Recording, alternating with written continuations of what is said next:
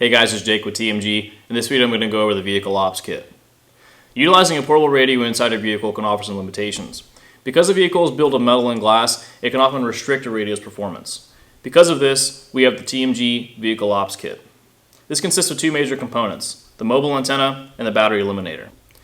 Switching your radio from portable operations to vehicle operations is pretty straightforward. We're going to remove the antenna and remove the battery. I like to keep these together in a cargo pocket, in a center console, or a cup holder, someplace where I can grab them quickly in case I have to bail out of the vehicle in a hurry. The next step is to plug in the mobile antenna. This can be a little more tricky than plugging in a normal portable antenna, but just take a little bit of time to make sure you don't cross-thread this connector.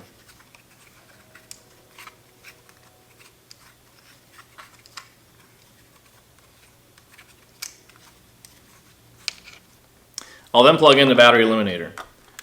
This allows me to power the radio off the vehicle's power instead of my portable radio battery.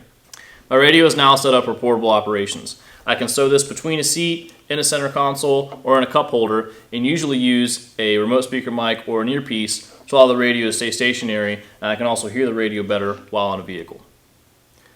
To switch radio back to portable operations is the exact reverse. We're going to power the radio down and remove the battery eliminator.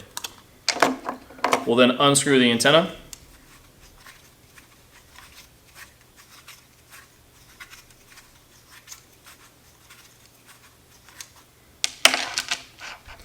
We'll plug in our portable antenna